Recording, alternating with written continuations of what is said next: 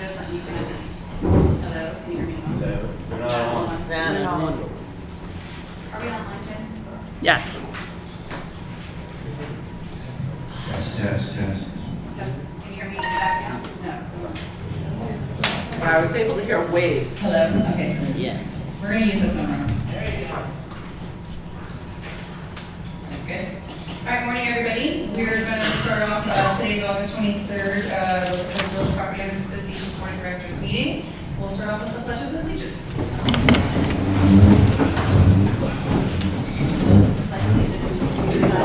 Of the United States of America, and to the republic for which it stands, one nation, under God, indivisible, with liberty and justice for all.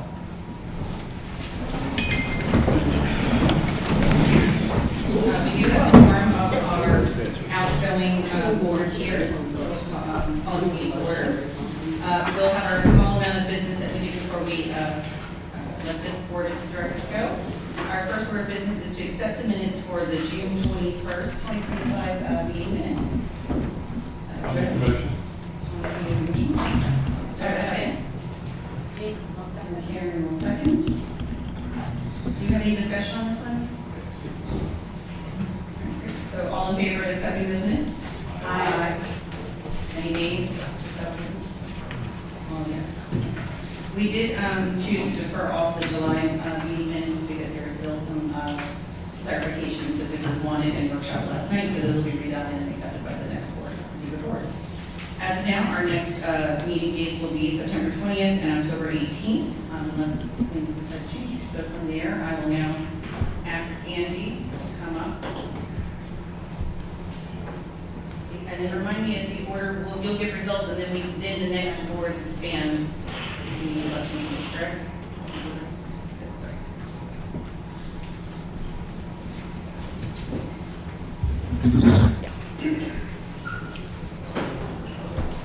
Good morning, everyone. Can everyone hear me back here? Okay.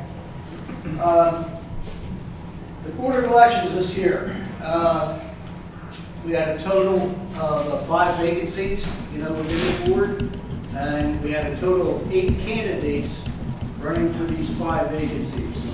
5 vacancies consisted of 3 3-year terms and 2 1-year terms to be filled, with the election. This year's election, we had a total of 1,224 ballots being sent out. No. Out of that, we received, the amount of people that voted electronically online was 497. So that amounts to about 40.6% of those who voted chose to vote online electronically. Paper ballots received, we had a total of 77 paper ballots received. That works out to be about 6.3% of the people who voted chose to vote with the mail-in ballot. So at least a total of people voting for this year's election at 574, bringing that to 46.8% of the people that were eligible to be voted within the community. So in other words, less than half the people in the community chose to vote for the board of directors.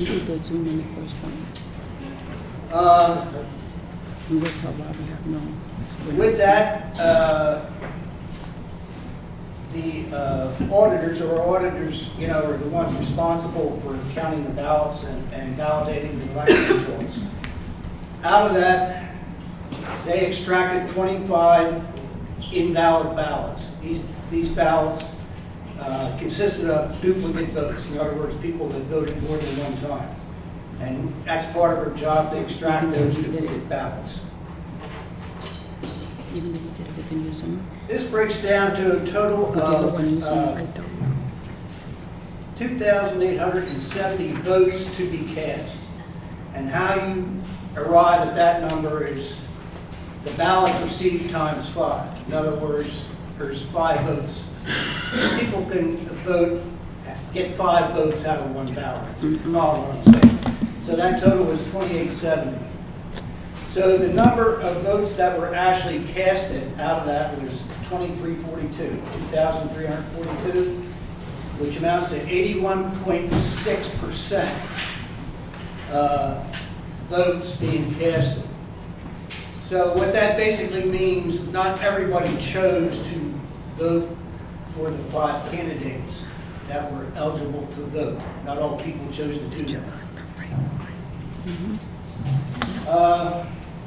Along with that as well, ballots that were received back in the mail were 15, actually. What that meant is that they had addresses out there, the ballots that were mailed out were returned back to the sender.